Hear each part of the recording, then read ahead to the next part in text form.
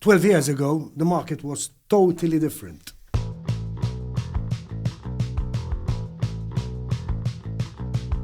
There are times when, you get no problems at all, and then one fine morning, all hell breaks loose.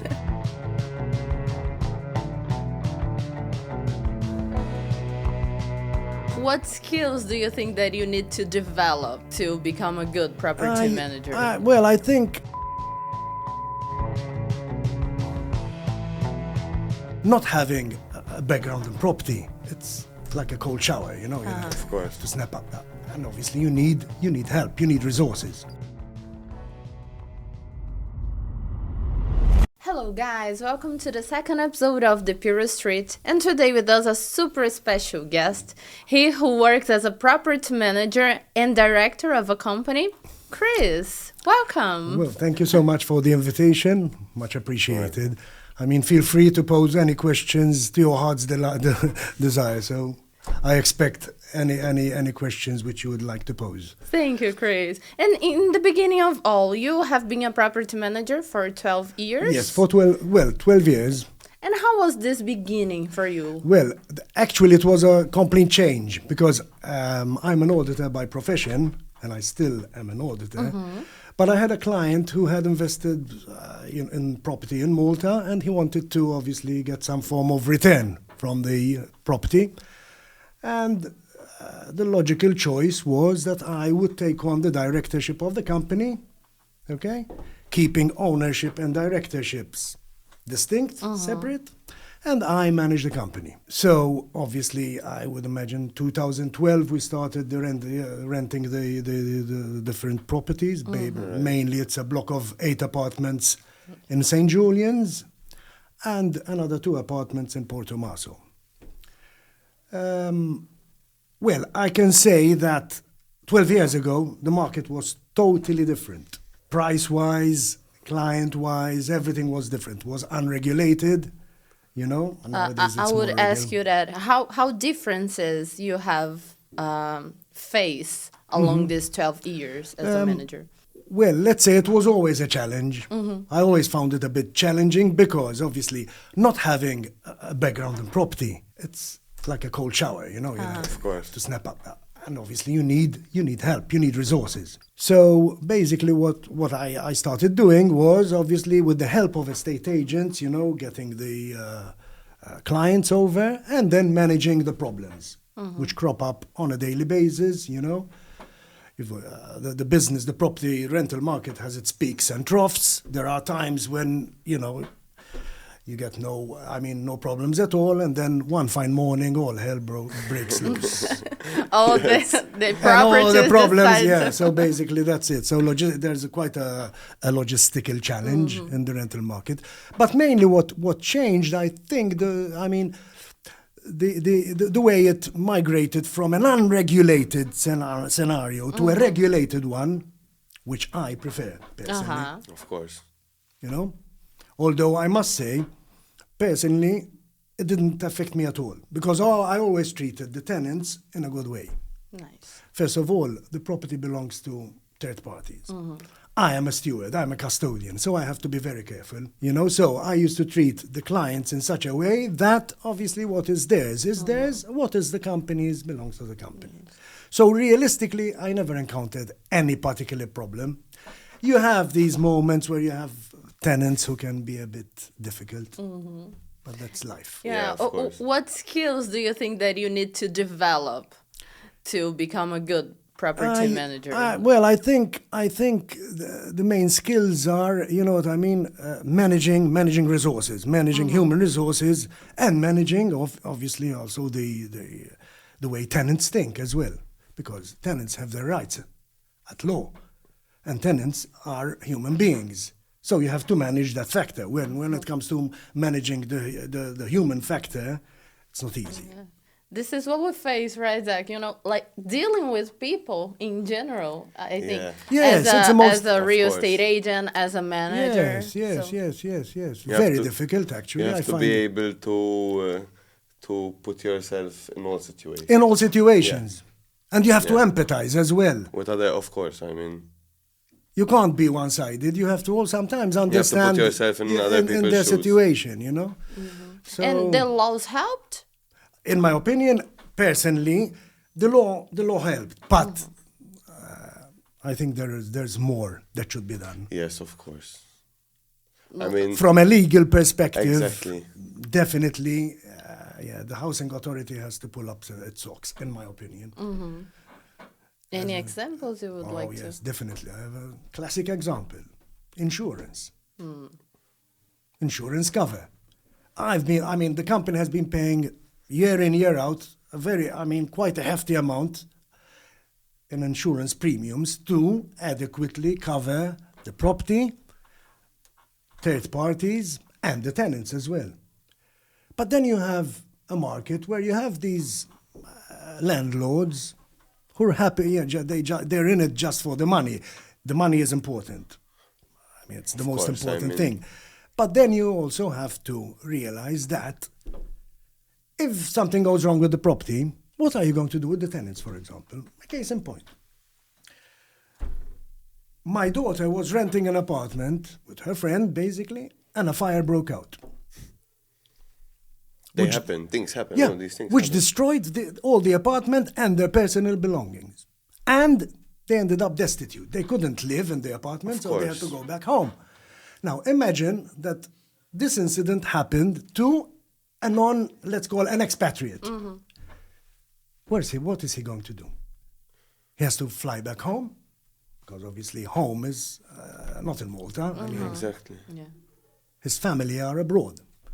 So they were lucky that they went back home, you know, and the landlord had no insurance policy, had no cover whatsoever. So they lost all their personal They lost items. and he lost Of his course, belongings, he lost his fixtures The and fittings property, and furniture. Why? I think by law, It should be enforced. It an should be insurance enforced. policy, yeah. it should be enforced by law. Part of when you register the contract, you have to upload your insurance policy as well. That is my view. You I stand work- to be corrected. You but- work preventing things as a Yes, property yes, manager, so yes, it's good yes. if you have all this and insurance. and behind. it's not just a general insurance policy. You have to consult someone who is quite well versed in insurance to tell you what kind of insurance policy you need. You know, and there are professionals who can help you out with securing a very good insurance policy. It's true, even though it's not needed, I have one as well, As well, in Marsa Scala. you know, so, I mean, the property has and always been it's a covered. hefty amount there as well. And so- believe you me, it's quite common. This insurance sort of shortcoming. And I mean, even if something happens, you never know. A balcony might fall Yes. and fall on someone. Fall on a third party. You have to have a public liability there involved. If you don't, you'll be liable as the owner. Yes, So yes. So we're thinking that it's hunky-dory, when effectively the rental business is not as easy as it seems. The money is good, I agree. Of course. The yield is very good, but you have to also factor in certain expenses, which, in my opinion, are needed. You have the upkeep of the property. Changing, furniture has to be, obviously... Appliances. Appliances have to be refurbished. So we have the pros and cons of the management, right? And as a pro, besides the money, what else would you tell us? Maybe the satisfaction you can derive when, for example, you see that tenants are very sort of happy, even if they complain. If the complaint is justified, in my opinion, I take it within my stride and I accept their complaints so long as they are above board and according to our agreement, So when you see, for example, what I can tell you is that I had return clients, for example, who left, and then 2 years, 3 years down the road, you get a message on your WhatsApp. Hello, Chris, how are you? Do you have an apartment available for us? So you get that sort of, Good you get feeling a that good they came feeling back, that They that rely on you. they're coming back because they were happy in the apartment and Yeah. obviously they were treated well. Exactly. But I've been finding the standards of tenants. The tenants are becoming a bit abusive. I've encountered a lot of sort of problems wherein you don't know what's happening in the apartment because you're not there. And for example, one fine morning, they tell you, listen, that guy left and we've got this guy in the apartment.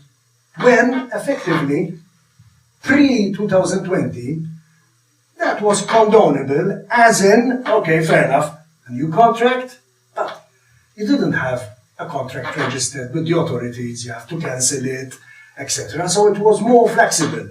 Now, with the housing authority regulations and the fact that you need to register, the tenants have to understand that it's not free for all. In and out, people come in, and unfortunately, I encountered, and it wasn't on one occasion, it was on different occasions, where the tenants just inform you that that guy left. He would have left a month before. But in the meantime, because they start panicking, because they have to obviously pay up at the end of the month, the money, the full rent, because they are jointly and severally liable for the rent, they rope in someone else out of the blue. And he just moves in, and or she moves in, without approval, without consent. And it's a bit too late, and you can't kick them out. And then you have to, you end up you have to acquiesce, you have to then register the contract, you know what I mean? But it's a bit sort of problematic, problematic, a bit uncomfortable. That's the most discomfort I've had from the rentals, obviously, as of the last 3 years.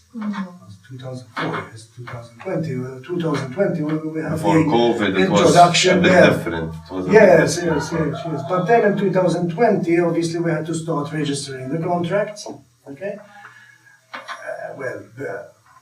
COVID obviously delayed the process a bit because the housing authority were accepting late filing, registrations. Yeah, but I think that is it. And one other thing that comes to mind, as a property manager, you have to be obviously aware of your responsibilities as well. You know, I mean, we sometimes tend to forget that, there are people living there, they've got a life, you know, problems cannot, Of course.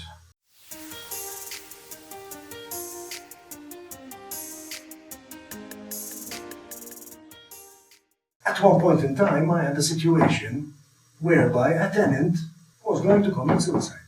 Wow.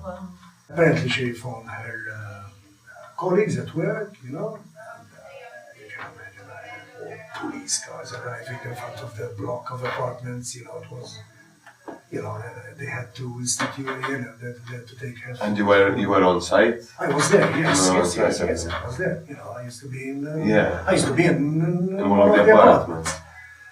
You know, because obviously managing it on my own, I was finding it a bit difficult at times. You know, And you have your other profession at the as same time, well. you were So juggling the upside, multiple I was things. juggling, but thankfully I was living in one of the apartments myself, so I was Close close by to at the home. same. You know what I mean? But again, that had its downside as well, because then again, people abuse, you know. Of course, they come knocking at your door So probably. you need to be patient as well. So you also need to bring this safety for the owner and for the client as a manager. Yes. So how did you handle mainly in this time with the owner and with the tenant? No, really, let's put it this way. Once you are a director of a company, the responsibilities are vast. You've got full control, full say. Your decisions obviously carry weight.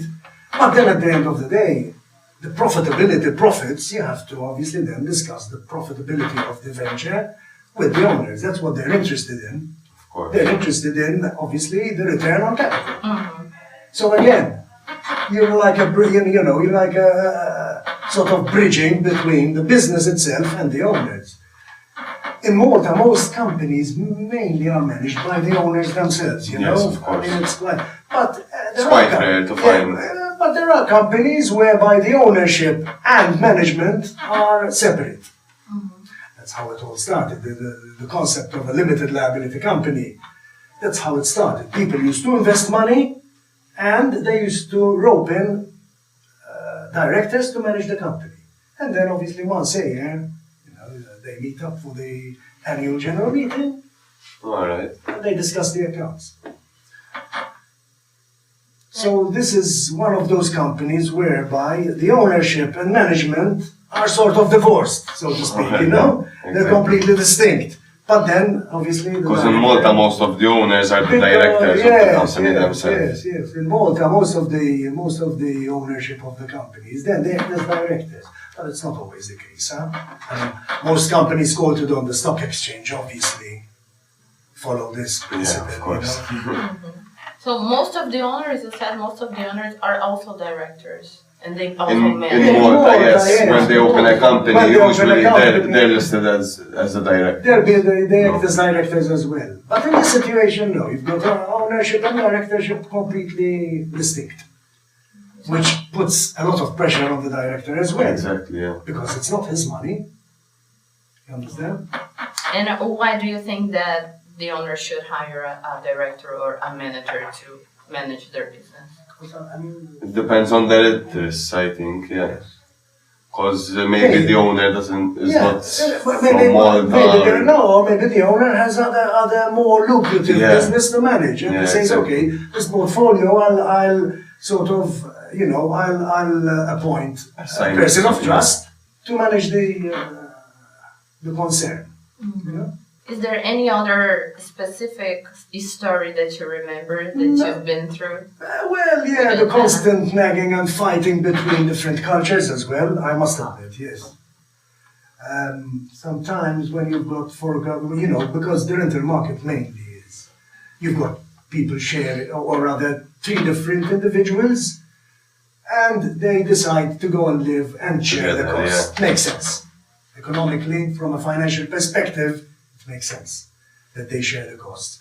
But then again, when you have different sort of cultures, sometimes they've got their, misgivings between themselves, and they start mistrusting each other. So yes, there were times when I had to also sort of step in and Interfere, yeah. and step in and basically The calm meditate the situation. Sorry, act as a sort of try and reconcile the differences between the cultures. So that's another challenge. But then again, I think the property manager shouldn't be involved at that level. Huh?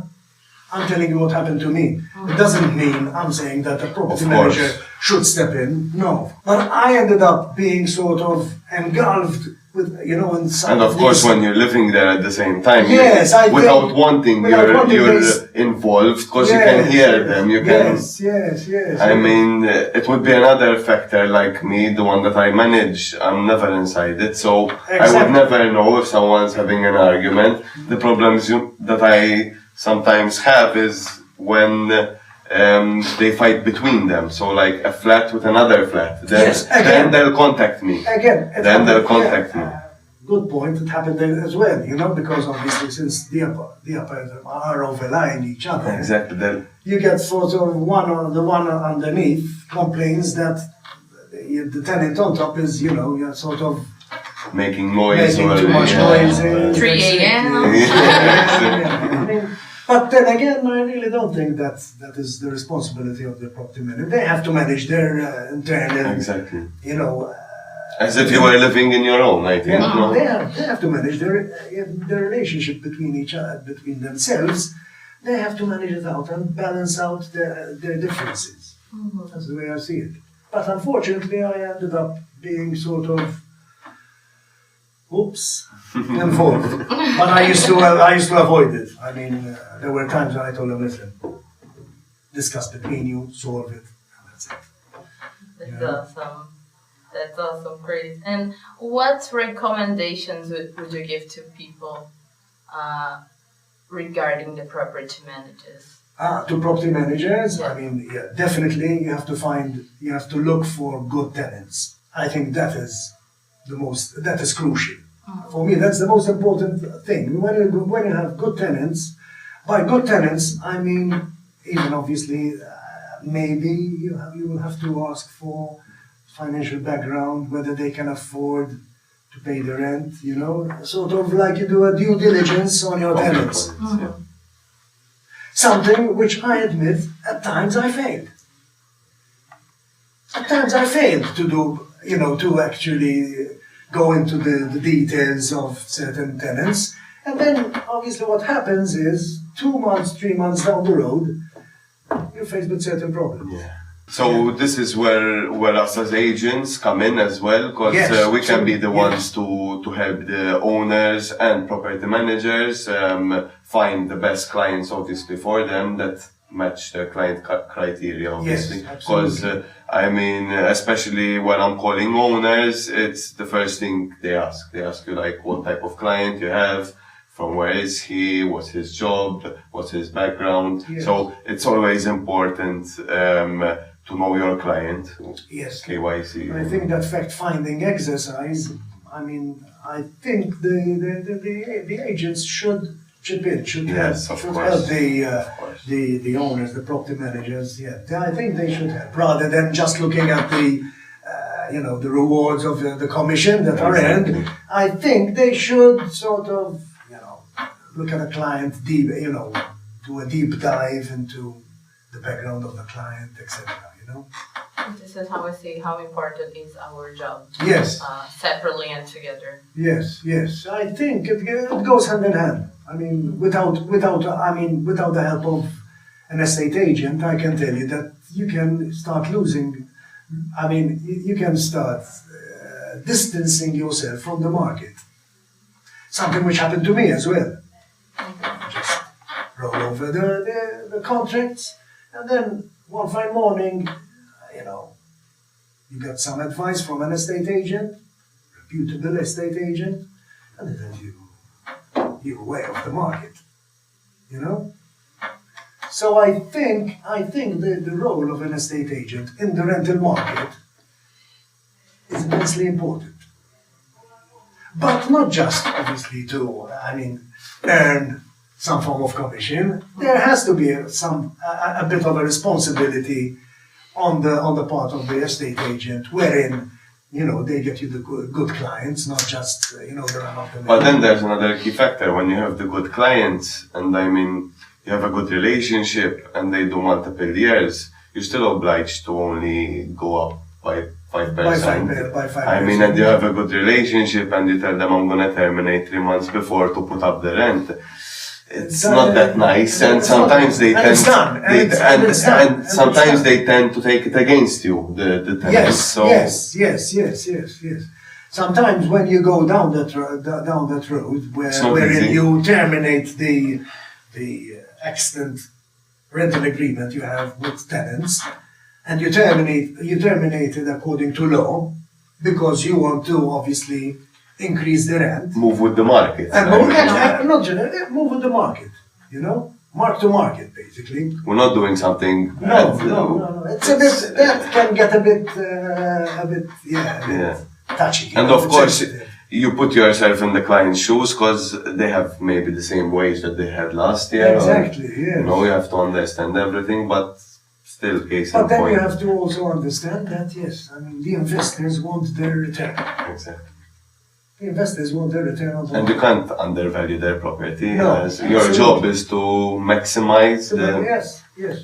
Zach, is there any curiosity you would like to ask to our special guest? Najdlek namlu mod u x'taħseb tgħidilna naqa' fuq l-istorja tiegħek kif sirt kif wasaltaw Kif wasaltaw. illum il-ġurnata. Yeah. Kiku ma konċ auditur u accountant, ma naħsibx li kon nispiċċa f'din pożizzjoni. Alright. Għax kieku l-klient ma konċ nkun nafu. X'e? You know, Ġifieri tqajt miegħu It-tajt miegħu, yes. Through Through my the line. accounting and tax, because of this Alright. accounting and tax. u x'ġalek tażel like Oh, the il-linja thing- f'ħajtek like Yeah, I mean, inizjalment jiena bdiet l-ewwel job tiegħi kelli 16 sena 17. alright. Mort naħdem bħala waiter. Bħal kulħadd tifhem, I mean mhux kulħadd minn hemm jibda. Yeah, summer job. 3 months, was fun. Mek kelli 4 funny episodes. Minn ma kellu. Jekk ma tagħmelhomx hemm I have il-pudin, very ma vivid tagħmelhomx. recollections of very, very funny episodes in that. But anyway, and then I applied to work with a bank, with a local bank. All right. At the time, we used to sit for an exam, you used to have your local qualifications, etc. Mhux hekk, I mean. Tamel eżami, bops, taddi, and then mbagħad jidaħluk bħala Li skrivan qualify you. il-bank. All right. Dak iż-żmien kien hemm sistema fejn tista' tibqa' impjegat il-bank u tmur tistudja l-università. All right. Ġifieri stajt tistudja full time u taħdem Le, part-time, kienet jew- no, that was 6 months on, 6 months off. All right, Ġifieri all right. 5 months university, 1 month off, and then you can work. another 6 months. All right. U appellata hija di. Mhux hekk? Kelli forsi dak iż-żmien kelli 1981, kelli 20 years. 20. So I gave away my age today, so you know how old I am. Yes. Working. They'll work it out online. And I spent a year at the bank, but as I said, I need to start, I need a written studio. And there kien hemm din l-iskema, applikajt, All right. u aċċettawni u mort l-università. And it was, kienet ideali, because konna nagħmlu 5 months at l-università. 1 month paid leave, All right. in the thick, the thick of summer, imagina, and then Xarrof. u tmur taħdem. Xarrof u tmur taħdem. And I spent 5 years, għamilt 5 snin dis-situazzjoni. Obviously, everything, kollox kien imħallas mill-bank. Mhux hekk? Tifhem? Mbagħad kelli kuntratt mal-bank ta' sentej, onorajtu, u tlaqt, mbagħad tlaqt naħdem bħala accountant. All right. Mbagħad tħadd naħdem ma' audit firm, ġibt il-warrant ta' auditor, mbagħad ovvjament, Minn hemm I set up my I own, tikber, eżatt. mbagħad għamilt uffiċċju żgħir tiegħi, etc. Anyway, mbagħad through għana kelli dan il-klient, bla bla bla. Mhux hekk? Tifhem kont One thing managġi went- taxxa led to tiegħi, another. eċetera, mbagħad għalli timmanagġi għali daw, għatlu mela le, I'll try. Mhux hekk? I can't say I'm 100% successful. I I really mean, don't you think got so. here, you got but here you 12 yeah, years, no, but it's so, not- yeah, I but mean, I think xogħlok that- għamiltu żgur għax kieku mhux Ma naħseb dat tip ta' xogħol naħseb mhux faċli. Mhux sempliċi le le le, u mhux għal kulħadd, No. I mean, mhux għal kulħadd. It's not for the faint-hearted, Yeah, believe me. exactly. We're saying like this job, it's not for everyone. No, It's not no, for it's not. everyone. It's not. You have to be very resilient, and obviously you have to embrace changes, Yes. because things change. I mean, And times change, I times mean. change. Since the 12 years that you've been managing them, who knows how many things changed, like the laws, the laws. pricing, the market. Pricing, I mean, at that time, let me tell you, at the So, time, I mean, an apartment in St. Julian's, I mean, the average price would have been about 800 to 850. My dream. in 12 years ago. 12 years 12 ago, years more or ago. less. Yeah. A lot. And then they started peaking. But with the help of a good estate agent, then, you're more sort of, you're very close to the market. Exactly. Without the help of an estate agent, you tend to then sort of immerse yourself in a very sort of, in a pricing model which can become updated at the drop of a hat. And as well, I mean, with the help of agents, whereas if you're trying to rent the apartment yourself, and only you're working on it, whereas with agents it would be maybe 300 are working on Yes, it, and yes. the chances of you renting it maybe at a higher price grows. An agent has a wider audience. Exactly, so A property manager on his own, his audience is very restricted. it's still doable, obviously, but it's much more complicated. Doable as in, It's harder. for doable him. as in rolling forward the contracts you have in Exactly, hand. obviously. That's the easy way out. You roll forward, rolling forward the present contract. When it obviously subject to when it expires, and you discuss with the client. You tell them, You want to obviously Extend another year? Yes. But then you might be missing out on, the price changes, basically. Yeah, like you said, you have to be adaptable. Yes. You have to embrace change. If not, you're out. You stay back there. Chris, we are so happy to have you here. Yes, we enjoyed it. It's been quite an experience. Thank I've you never so been on a much. podcast. When I was invited by Zach and Regis, I told him, yes, but what is a podcast? So now you know as well. You learn something new. As well. Yes. And you can say that you were the first person to come on our podcast. Yes, you're our podcast. first. Yeah. Yes, okay. Yes. I'm elated. Thank you. You were our first guest. Yeah, so thank you so much, Chris. Okay. Thank you, Zach. Thank you. Thank you for you who are watching us, and I hope to see you soon. Don't forget to subscribe and follow us at The Purest Street, Instagram, Facebook, and YouTube. Bye. Thank you. Bye. Bye.